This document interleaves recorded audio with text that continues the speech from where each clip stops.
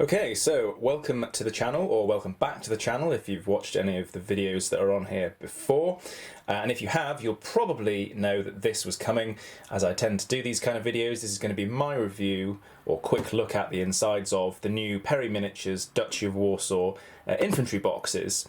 Not just this one, the Battalion box, there is the other type as well, and I did purchase the deal where if you buy 3 boxes you get the exclusive figure, so we'll have a look at that, the figure of Poniatowski dismounted, and it'll follow the same pattern as I always do. I'll look at some of the contents and sort of my brief thoughts on the sculpts themselves. Okay, so without further ado, I will primarily be focusing on the contents of this box, the Battalion box. However, in common with more recent releases, for example of their French infantry, there are 2 boxes that you can get. One is the Battalion box, so that contains a greater proportion of marching figures. So you'll be able to build your classic sort of 36 figure infantry unit with 36 marching figures including the command, and then it also has the option for 8 skirmishers as well. And we'll look at the proportion of the sprues in a minute and the numbers. One thing to note on the numbers is, if you get this version, which is the elite companies, it means you get a greater number of the more dynamic skirmishing and firing poses. But because of the number of figures that fit on either the marching or the skirmishing sprues, you do get slightly fewer figures, but you do still get the command sprue. Okay, so that's just something to bear in mind. But we'll look at that in terms of the numbers of figures on each sprue. Okay. So first things first, the box, standard, very familiar Perry Miniatures box and box style. The nice artwork on the front, this time not by Peter Dennis, but by David Gallagher, and very nice artwork it is too. The number of figures, the scale, and obviously the period. And then on the sides, you've got a suggestion, you could get the other box, fair enough. And on the back, again, fairly familiar for Perry box sets. Got a little bit of blurb about what's in the box, an indication of the figures and how they might go together, and a little suggestion of some of the uniform colours and details that you might be able to paint your figures in to represent different types of units. But more of these inside the box, of course, because you've got the classic and very welcome Perry information sheet on the inside. Okay, so that is the box. So I've already opened said box, and the first thing we'll get out of the way is, yep, you get these. You get the classic green bases that, you know, are very functional and you can do all sorts of things with them.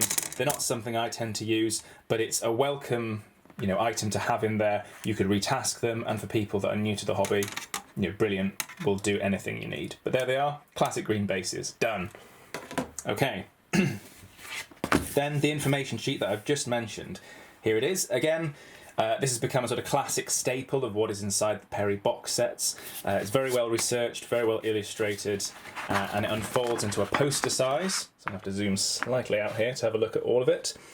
Where does the information slide start? Oh, sorry, this side. So you've got a little bit of an information and background on a history of the existence of the regiments within the time period they're talking about, so 1807 to 1814, that runs through a little bit of information about organisation and admits, if need be, to any sort of omissions or knowledge gaps, which is always a good thing to do when talking about a certain topic. And then there are the sources listed as well, which is quite nice. And thanks, of course, to Stefan Huber for creating the uniform illustrations throughout.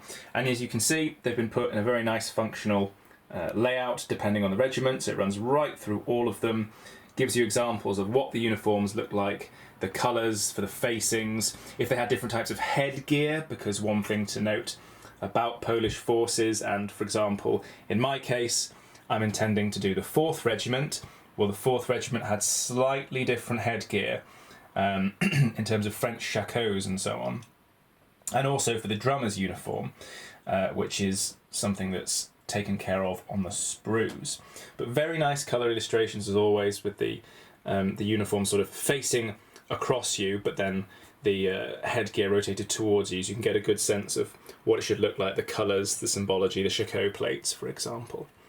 So all very nice, and very usefully, as usual, telling you which parts on some of the sprues go together, so that you can assemble them in the most appropriate manner, particularly for those people that might be starting out in the hobby and you're thinking, I don't necessarily know what the manual of arms is for the period or how these things should necessarily look. It's going to save time on having to look those things up or fiddle with them, and you can get on with building your figures as soon as possible. Okay, and then we'll just flip it back over the other way. Oh, it's upside down. And you've got the rest of the regiments here. As you can see, it does talk about French-style uniforms, and the Perrys have tried to cram in as much as possible into this box set in terms of options and variations. And even then gives them some suggestions where the sprues have reached their limit of how you could do minor conversions through paint and a little bit of maybe craft knife work to get even more versatility out of the figures. Okay, and then there are suggestions also on other little details and painting bits and pieces you can do.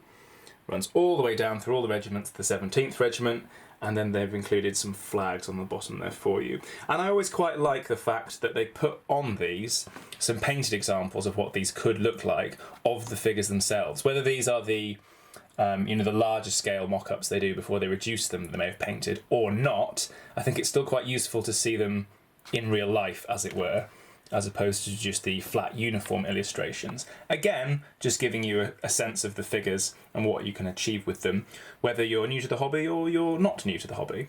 So that's the information leaflet. Very good. I always enjoy these. I've got a little library of them going now over the years. You can keep them all together because I really like them. So there we go. That's the information sheet. Done. And next, on to the most important part, as it were. So first things first, this is the command sprue. Flip it over so you can see the front of them. So, you get one command sprue in either box, whether it's the battalion box or the skirmishing box. One thing you will note is, and I realise this has come up in questions already in some social media areas, that there is one more figure in the box, technically, than is listed by the number on the box, i.e. the 44 here.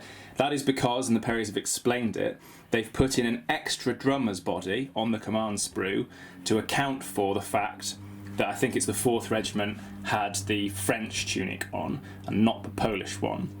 Okay, so you do have an extra body because you need to be able to swap that in and out depending on which unit you might be representing.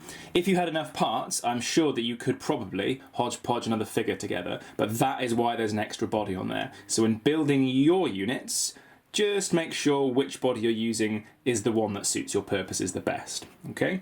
But in terms of figures, I mean, again, great detail been put into these. I really like the social media post that was put up some months back about whose faces were used to create some of these figures, and you can see them here. Okay, some of the faces. One thing to note as well is that the faces are all facing out of the sprue. That means that the sprue's mould line, which runs across it, will run sideways across these heads and not down the front, meaning that you don't run the risk of damaging the lovely detail on the faces of these figures when you come to scrape that off, and you're doing it on the sides of the head, which is great. And I can't take any credit for that idea. I think the Perrys are more than smart enough to have worked that out by themselves because it had started appearing in other box sets. But it's great because it just saves on, as I say, damage to those really nice quality expressions they managed to get in on the faces. So there we go. There's some of the officers' bodies, some of the arm options. There's the sapper's body and the apron, going round all the bits of kit and equipment.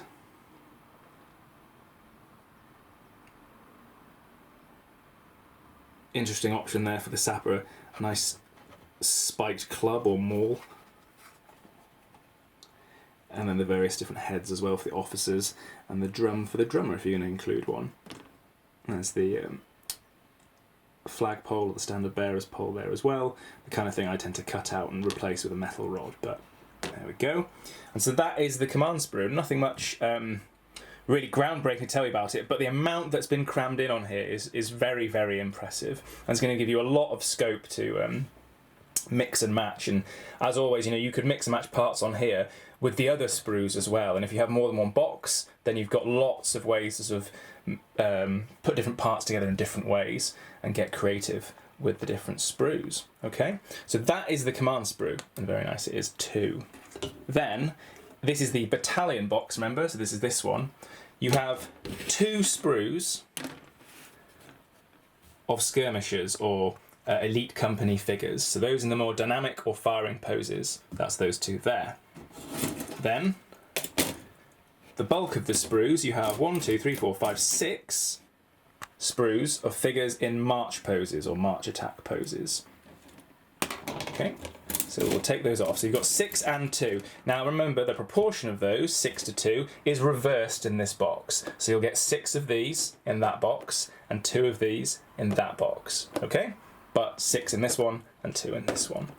So it depends what your needs are, and I really do like the Perrys do that, and they cater to the fact that people do like 28mm skirmish war games as well with these figures. There's good flexibility in the sets. Okay, so then to look at the individual sprues, here is one marching sprue.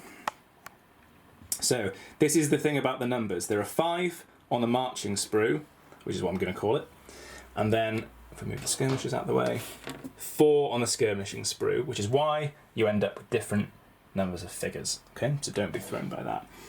This is fairly familiar if you've purchased, for example, the French infantry box set that came out. This will look relatively familiar in terms of its layout and arrangement, but of course the details have changed on the bodies themselves, the way the kit and equipment's laid out, and all the different head variations as well. In terms of Polish units with shakoes on, as the Perrys have expressed, and you can see here, if it's a shako wearing unit, they have got covers on them because of the variety of different plates that we used, and they couldn't possibly fit all of those on the sprue, but nevertheless they've managed to cram in an awful lot as well. What you can see in each is that on each sprue of 5 there are 3 regular sort of fusilier or centre company equipment sort of pieces, the backpacks and so on with bayonets on, and 2 for the elite company, and corresponding arms and heads as well on different places. You can see the epaulettes on the elite company arms. So that is a look at the infantry sprue in march pose. And there's some of the heads as well, so you can have a look at those. Oop.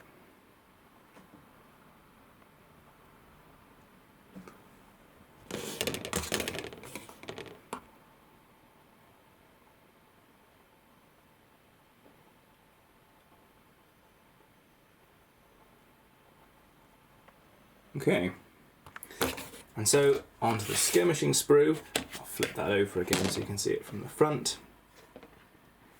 So you've got your 4 main bodies here, 1, 2, 3, 4. I personally have never liked the body that gets included with the running leg off the floor. Just for some reason it just doesn't strike me. I like dynamic poses in one sense, but that's almost too dynamic for my tastes, but that's just personal preference. So there's the 4 bodies there. And you've got the different arms. Remember, on the information sheet it does tell you how these arms go together, so you get the your right combination if they're loading, for example, or getting a cartridge from their cartridge pouch, and then the array of different heads you can get. So I'll tilt it up because it's easier. So there you go, you've got the Zapka heads with the plumes on. You've got one head there with a forage cap on, and then you've got the different bearskin wearing heads as well. And there's quite a large number of them on here, so there's quite a good array to choose from. There are some more of them. And some more, and you can see there's the covered shakos again as well, if you want your skirmishers to be wearing those. Okay. And the different arms as well. Similar sort of poses from both body and firing arms and march attack poses as you'll find in the French set, but obviously the details have all been altered so that the uniforms conform appropriately to the nation that they're representing. And that is the skirmishing sprue. There we go. So, then the last thing to have a look at in this whistle-stop tour is the figure of Poniatowski that you get if you buy 3 boxes or more. Now, let's get that to focus, can we? Here we go. So, this is Josef Poniatowski dismounted with a musket at Racine in 1809. It's a very nice characterful figure, actually. I really do quite like it. The only thing I found on mine was that the musket had bent back slightly, and so the musket sling strap there has parted and there's a slight gap in it underneath. Otherwise, the only thing about it would be that it requires... Oop, there we go, that's a nice focus. It requires the usual sort of cleanup you might expect from Perry figures, so getting rid of the little metal worms and bits of flash and the odd mould line. But really nice, I really like it. Pipe in mouth there, nice characterful sculpt. If you're wondering, okay, we've only got a dismounted figure, the mounted version of this is on its way, along with other Polish officer figures as well in metal. So you won't only be marooned with a dismounted Poniatowski figure, but rather nice it is too. And as I say, you get that if you buy 3 of the plastic boxes in any combination. And I probably won't use all of these. I'll probably move at least 1, if not 2 of the boxes on, but I did it so that I could get access to this rather nice figure. And that is it. That is the roundup.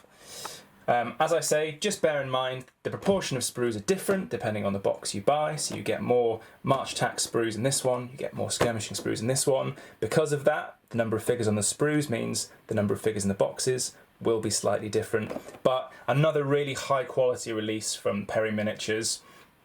They really have crammed in as much as possible onto all these sprues. It's very impressive, the level of effort they've gone to give people as many options as possible, even if you're not necessarily going to even use all of these options. But the thought, the intent and the effort is all there to give you, the best possible product that they can. And that is it for today. So I hope you've enjoyed this quick whistle-stop tour around the boxes. If you've got any questions about them, or have missed anything out, or you want to criticise me for me butchering the pronunciation of certain words, please do let me know in the comments, and I look forward to seeing you in the next video.